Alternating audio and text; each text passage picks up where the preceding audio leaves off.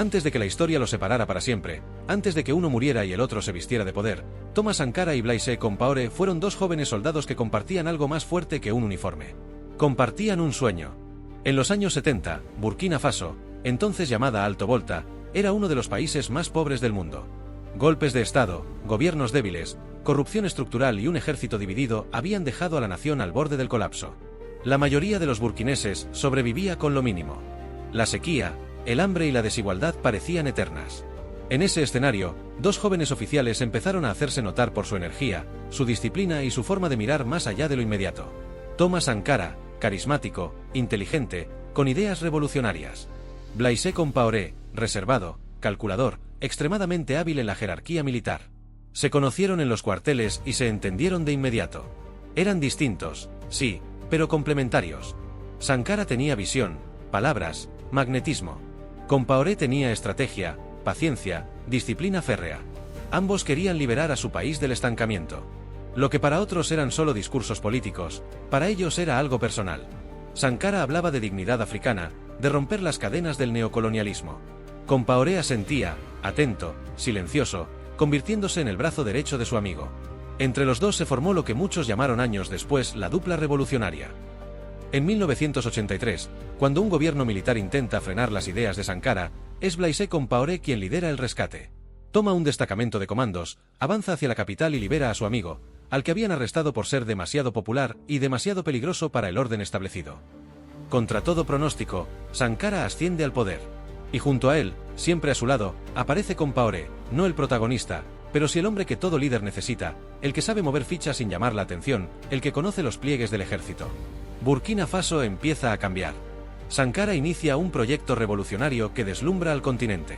Campañas masivas de vacunación, lucha contra la corrupción, programas de autosuficiencia, emancipación de la mujer, protección del medio ambiente, reducción de privilegios estatales. Es un huracán de esperanza. Y Compaoré sigue ahí, su sombra fiel, su consejero en la oscuridad, su guardián silencioso. Pero la historia africana es cruel. Los ideales iluminan, pero también generan enemigos. En el ejército, en Francia, en las élites locales, en quienes veían a Sankara como una amenaza a sus intereses. Y en ese clima tenso, silencioso, peligroso, ocurre algo imperceptible. Un pequeño quiebre en la amistad. Un gesto no correspondido. Un rumor. Una duda. Una sombra que empieza a crecer entre los dos. Nadie lo sabe todavía. Ni siquiera Sankara. Pero Blaise Compaoré ya no es el mismo. Algo está cambiando en él. Y ese cambio terminará destruyendo no solo una amistad, sino un país entero. Cuando Thomas Sankara asumió el poder en 1983, Burkina Faso era un país sin rumbo. Un territorio olvidado, golpeado por la miseria, dependiente de la ayuda internacional y atrapado en un ciclo interminable de golpes militares. Pero con su llegada, por primera vez en décadas, algo cambió en el aire, la gente comenzó a creer. Sankara no era un presidente común. No necesitaba grandes discursos para conquistar a la población, le bastaba con su forma directa de hablar, su sonrisa franca, su capacidad para convertir ideas complejas en acciones concretas. Era un líder diferente. Un líder que trabajaba, que daba ejemplo, que renunciaba a privilegios, que vivía con humildad. Y a su lado, inseparable, estaba Blaise Compaoré. El amigo, el aliado, el general silencioso, el hombre cuya lealtad parecía inquebrantable. Sankara lo llamaba mi hermano. Y durante un tiempo, lo fue. Entre ambos impulsaron una revolución que sorprendió al mundo. Una revolución sin sangre, sin venganza, basada en la idea de que África podía levantarse por sí misma. Burkina Faso renació. En apenas 4 años, el país logró lo que otras naciones tardaron décadas. Se vacunó a millones de niños en tiempo récord. Se redujo drásticamente la mortalidad infantil. Se prohibieron los matrimonios forzados y la mutilación femenina. Se impulsó el reforestado masivo para combatir la desertificación. Se creó un modelo de autosuficiencia agrícola. Se redujeron los salarios del gobierno, incluyéndolo a él mismo. Se construyeron carreteras gracias al trabajo comunitario. Se fomentó el empoderamiento de la mujer en todos los sectores. El mundo tomó nota. Revistas europeas llamaban a Sankara el Che Guevara africano. Intelectuales de izquierda lo consideraban un faro para el continente. Incluso potencias extranjeras, incómodas con su discurso antiimperialista, no podían ignorar los resultados. Pero dentro del país, no todos estaban felices. Las élites perdieron privilegios. Terratenientes, empresarios y altos funcionarios vieron sus ganancias restringidas. Y sobre todo, la influencia francesa se vio amenazada por la obsesión de Sankara por la independencia económica total. En medio de ese torbellino político, Compaoré seguía firme a su lado. O eso parecía. Públicamente, apoyaba cada medida del presidente. En privado, empezaban a surgir tensiones. Sankara era visionario, impetuoso, a veces inflexible. Compaoré era pragmático, calculador, más dispuesto a negociar con el exterior. Sus caminos, aunque paralelos, empezaron a divergir. Sin embargo, para el pueblo, ambos seguían siendo símbolos de esperanza. La dupla que estaba cambiando un país. El corazón y la espada. La voz y el brazo armado de la revolución. Pero donde hay luz intensa, también se proyecta una sombra. Y en esa sombra, silenciosa y profunda, crecía la traición. Aún no tenía forma. Aún no tenía fecha. Pero estaba ahí. Y tarde o temprano, iba a devorar todo lo que habían construido. La revolución avanzaba. El pueblo veía cambios reales. La comunidad internacional miraba con sorpresa a un país pequeño que lograba lo que muchos solo prometían. Pero mientras Burkina Faso florecía, algo dentro del gobierno comenzaba a marchitarse. La relación entre Thomas Sankara y Blaise Compaoré. Las diferencias eran cada vez más difíciles de ocultar. No eran discusiones públicas, ni peleas visibles. Eran silencios, miradas tensas, reuniones privadas que terminaban sin acuerdos. Y sobre todo, un choque profundo entre dos visiones del mundo. Sankara era radical en su honestidad. Creía que la revolución debía ser pura o no ser. Rechazaba los lujos, los acuerdos dudosos, las influencias externas. Quería un país que dependiera de sí mismo, cueste lo que cueste. Compaoré tenía otra lógica. No compartía el desprecio absoluto de Sankara por las potencias extranjeras. No quería una ruptura total con Francia, ni con los viejos aliados del ejército. Para él, la revolución debía ser estratégica, no moral. Debía sobrevivir al tiempo, incluso si eso significaba ceder en algunas áreas. Ese fue el inicio de las grietas. Grietas invisibles para el pueblo, pero evidentes dentro del gobierno. Mientras Sankara llamaba a la austeridad, Compaoré veía que los militares empezaban a incomodarse con los recortes. Mientras Sankara denunciaba el neocolonialismo, Compaoré hablaba con emisarios extranjeros que temían que Burkina Faso fuera un ejemplo peligroso para el resto de África. Mientras Sankara defendía la pureza revolucionaria, Compaoré negociaba en la oscuridad. Los aliados de Sankara lo advertían. Cuidado con Blaise, decían algunos. Pero él se negaba a creerlo. Era su amigo, su hermano, el hombre que lo había sacado de prisión, el hombre que había apostado su vida por él. Esa confianza sería su condena. A medida que el poder crecía, también crecían los resentimientos. Algunos oficiales del ejército sentían que Sankara les había quitado privilegios históricos. Los terratenientes lo consideraban un enemigo. Los países occidentales lo veían como una amenaza para sus intereses en la región. Y todos ellos encontraron en Compaoré una figura más razonable, más manejable, más predecible. El entorno empezó a trabajar lentamente, casi imperceptiblemente. Susurros, reuniones discretas, promesas, influencia externa, elaboración de una narrativa donde Sankara se volvía peligroso para el país. El círculo se estrechaba. Sankara, absorbido por la revolución, no lo vio venir. Compaoré, silencioso, cada vez decía menos y escuchaba más. Su mirada cambiaba. Su postura también. Ya no era el amigo que seguía al líder, sino el hombre que evaluaba cuándo tomar su lugar. Las grietas del poder no solo dividieron una amistad, dividieron un país. Y lo peor estaba por llegar. A mediados de 1987, Burkina Faso vivía una contradicción brutal. En las calles, el pueblo seguía apoyando a Thomas Sankara, admirándolo como a un héroe. Pero dentro del ejército, dentro de los despachos, dentro de los pasillos del poder, se estaba tejiendo algo que el público no veía. Un complot. No fue un golpe improvisado. No fue un arrebato. Fue un proceso lento, meticuloso, quirúrgico. Y en su centro se encontraba un nombre que pocos habrían sospechado años atrás. Blaise Compaoré. Comenzó como empiezan todas las traiciones. Con conversaciones pequeñas, aparentemente inocentes. Oficiales molestos por los recortes de Sankara. Militares que habían perdido privilegios. Hombres cercanos al antiguo régimen. Figuras que veían en la revolución una amenaza para sus bolsillos más que para el país. A ellos se sumaron actores externos. Francia observaba con creciente inquietud la influencia radical de Sankara. Su discurso contra el neocolonialismo, sus denuncias a la deuda africana, su llamado a la autosuficiencia, eran vistos como una semilla peligrosa que podía contagiar a otras naciones. Algunos diplomáticos describían a Sankara como un problema que debe ser neutralizado. Nadie hablaba en voz alta. Pero todos lo insinuaban. Compaoré escuchó. Calló. Y luego actuó. Sabía algo fundamental. Nadie podía derribar a Sankara mientras siguiera siendo popular entre el pueblo. Así que el golpe debía ser rápido, silencioso y quirúrgico. Un corte limpio. Sin guerra. Sin resistencia. Sin tiempo para que su amigo pudiera reaccionar o que los ciudadanos pudieran movilizarse. Las reuniones comenzaron a darse en casas discretas, a veces en cuarteles, otras en vehículos estacionados en la noche. Sargentos leales al viejo orden, comandantes resentidos, agentes infiltrados, todos fueron incorporándose lentamente. El círculo crecía, pero de forma tan silenciosa que Sankara nunca sospechó. Algunos intentaron advertirlo. Unos pocos ministros, aterrados por la tensión interna, le dijeron que tuviera cuidado. Que se estaba gestando algo. Que Blaise ya no era el mismo. Pero Sankara, confiado, respondió siempre lo mismo. Jamás me traicionaría. Somos hermanos. Esa frase, repetida una y otra vez, se convirtió en la sentencia de su destino. Cuando el complot estuvo listo, el plan era simple. Aislar a Sankara, eliminarlo rápidamente y presentar todo como un accidente o confrontación interna. Y luego, bajo el discurso de la salvación de la revolución, Blaise asumiría el poder. En octubre de 1987, el complot estaba cerrado. El mecanismo listo. Los hombres seleccionados. Las armas preparadas. Un solo disparo abriría el infierno. Un solo segundo dividiría la historia del país. El traidor ya tenía fecha. El héroe ya tenía sentencia.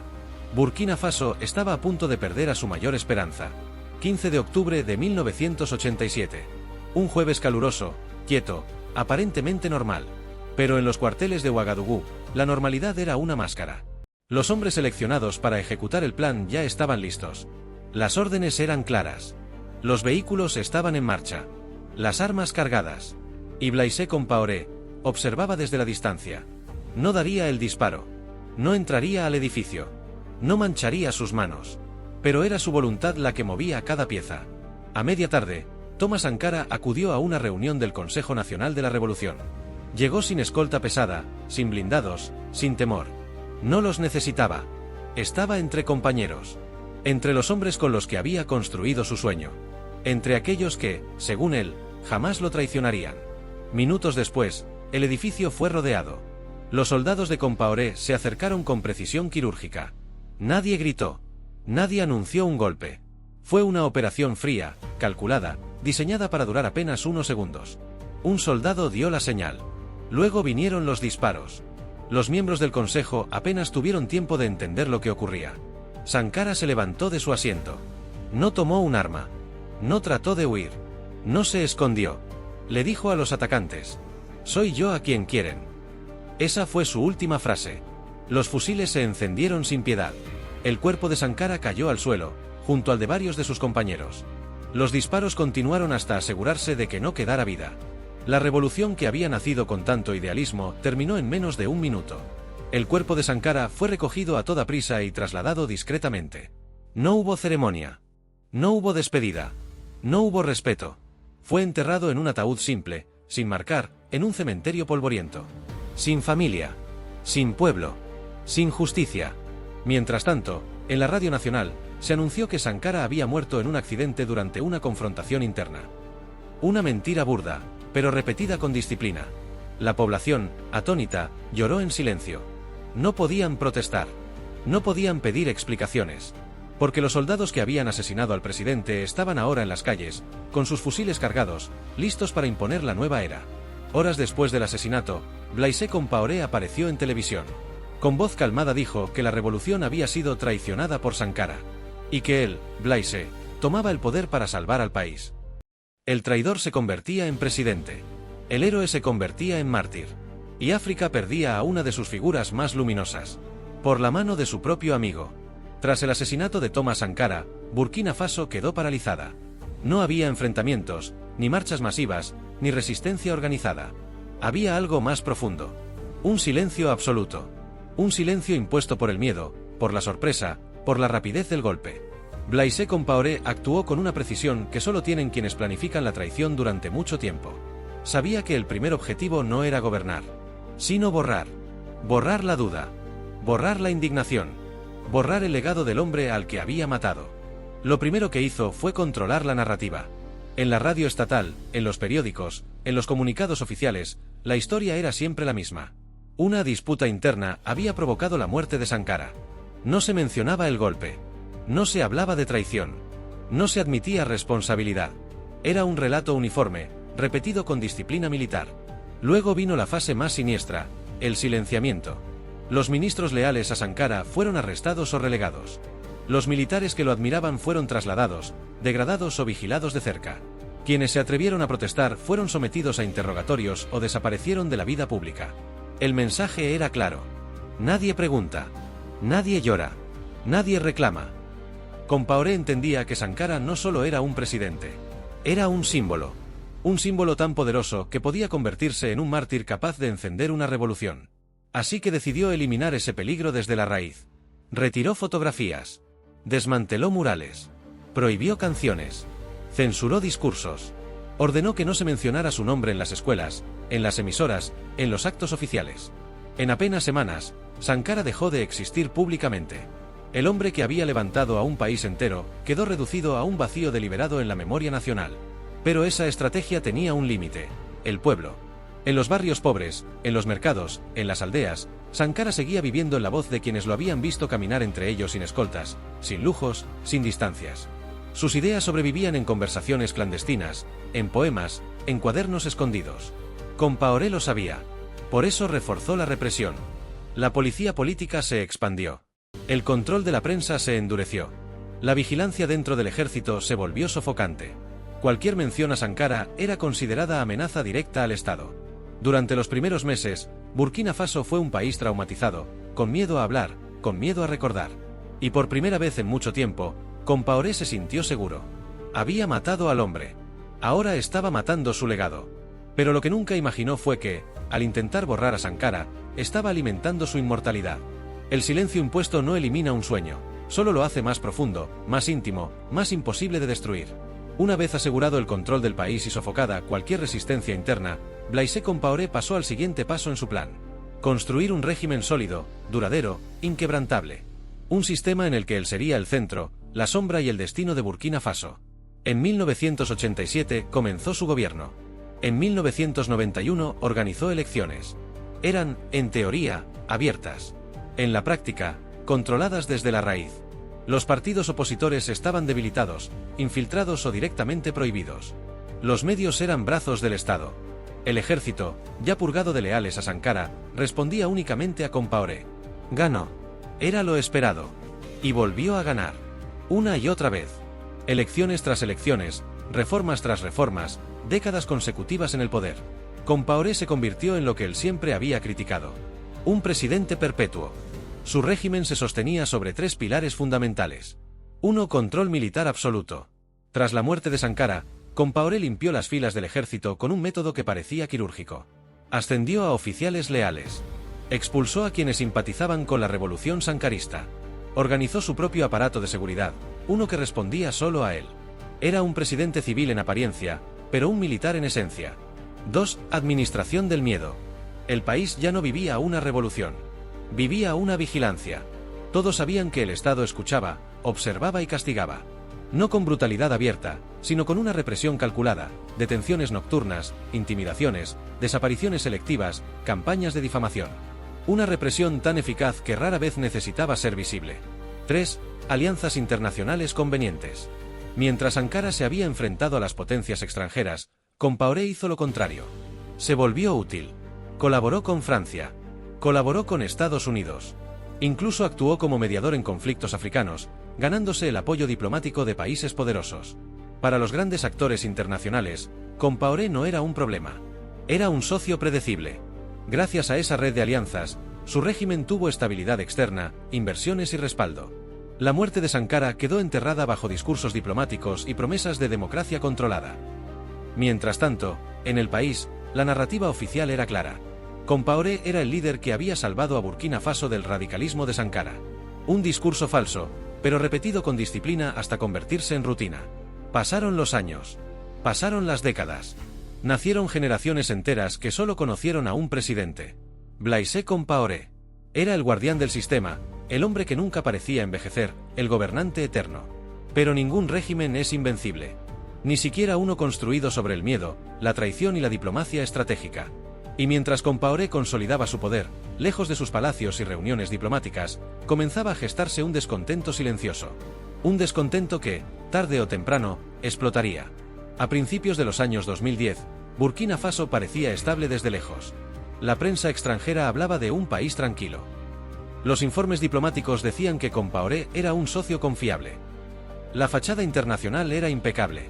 Pero dentro del país, bajo esa superficie artificial, algo se movía. Algo que Blaise Compaoré nunca supo escuchar. Durante décadas, el régimen había mantenido una narrativa uniforme. Orden, estabilidad, crecimiento controlado. Pero la juventud, una generación que no había vivido la revolución de Sankara, empezó a hacerse preguntas. ¿Por qué tantos vivían en pobreza extrema? ¿Por qué el país seguía sin servicios básicos? ¿Por qué un solo hombre lo controlaba todo? ¿Y por qué la muerte de Sankara seguía envuelta en mentiras? La respuesta era siempre la misma. Silencio. Pero esta nueva generación ya no aceptaba el silencio como destino. Había internet. Había redes sociales. Había vídeos, discursos, documentos, testimonios. La figura de Thomas Sankara, borrada por el Estado, renacía en teléfonos móviles, en universidades, en conversaciones clandestinas. Los jóvenes comenzaron a comparar. La visión de Sankara frente a la realidad de Compaoré. El sacrificio frente al lujo. La esperanza frente a la traición. Y poco a poco, el mito prohibido se convirtió en un emblema de resistencia. El descontento tomó forma en 2014, cuando Compaoré cometió un error monumental. Anunció una reforma constitucional para seguir en el poder indefinidamente. Un paso demasiado ambicioso para un país que ya estaba cansado. El anuncio encendió una chispa. Las calles comenzaron a llenarse. Primero fueron estudiantes. Luego trabajadores. Luego sindicatos. Luego barrios enteros. La población, durante años contenida por el miedo, comenzó a avanzar con una fuerza que el régimen jamás había previsto. Las manifestaciones se multiplicaron. Los rostros jóvenes llevaban camisetas con el rostro de Sankara. Un símbolo que Compaoré había intentado borrar durante 27 años volvía como un espíritu colectivo. Las consignas eran simples. No más Compaoré. No más dictadura. Burkina Faso es del pueblo. La protesta dejó de ser un evento puntual. Se convirtió en un levantamiento. Una insurrección civil que cruzó todas las clases sociales. La presión fue tan intensa que el Parlamento, rodeado por miles de manifestantes, quedó incapaz de sesionar. Y cuando el gobierno ordenó reprimir, las fuerzas de seguridad vacilaron. Algunos soldados se negaron a disparar. Otros se unieron a la multitud. El sistema que había sostenido a Compaoré por décadas comenzaba a fracturarse. El 30 de octubre de 2014, el pueblo tomó las calles de Ouagadougou de manera definitiva. Edificios gubernamentales fueron ocupados, oficinas incendiadas, símbolos del régimen derribados. Burkina Faso se había despertado. Y la figura autoritaria de Compaoré estaba a punto de enfrentarse a la verdad más poderosa del continente. La fuerza de un pueblo que ya no tiene miedo. El 30 de octubre de 2014, Burkina Faso ya no era el país obediente que Blaise Compaoré había gobernado durante 27 años. Era un volcán social, un cuerpo vivo que despertaba después de décadas de silencio. Las manifestaciones crecían hora a hora. Las plazas se llenaban. Las avenidas parecían ríos de voces. El miedo, ese viejo guardián del régimen, desapareció de golpe. Compaoré se encerró en el palacio presidencial. Desde allí vio lo que jamás imaginó. La gente avanzando hacia él. No con armas, sino con rabia, con memoria, con una fuerza colectiva que ningún ejército puede detener. El Parlamento ya no respondía. Los ministros estaban desorientados. El ejército estaba dividido. Y la calle ya había elegido su veredicto. Compaoré intentó maniobrar. Anunció que no buscaría otro mandato. El pueblo no le creyó. Dijo que abriría un diálogo. El pueblo no escuchó. Prometió reformas. El pueblo lo ignoró por completo. Porque ya no se trataba de política. Era justicia histórica. Era memoria. Era Sankara. Las multitudes gritaban su nombre como si regresara de la tumba para liderarlos de nuevo. Era el fantasma que Compaoré había pasado casi 3 décadas intentando borrar. Y ahora era el espíritu que lo derribaba.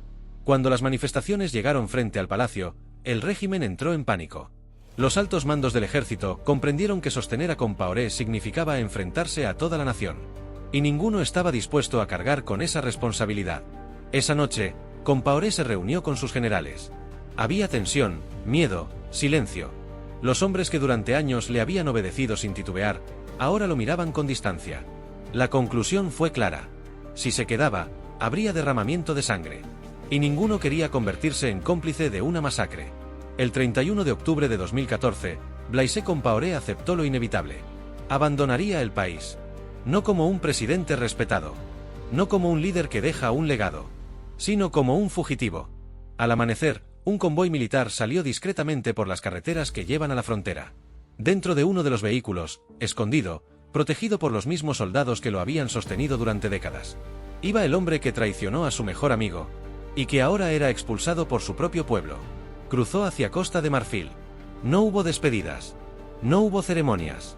No hubo honores. Solo una certeza amarga. El dictador caía. Pero el juicio moral apenas comenzaba. En Ouagadougou, la celebración fue histórica. La gente bailó, lloró, gritó, abrazó. Por primera vez en 27 años, Burkina Faso respiró libre. Y en medio del júbilo, un nombre retumbaba como un latido. Thomas Sankara. El hombre que murió soñando con un país digno. El hombre que su amigo traicionó. El hombre que, al final, regresó para vencer. La caída de Compaoré no fue solo política. Fue simbólica. Fue poética. Fue justicia. La traición, finalmente, había sido derrotada por la memoria.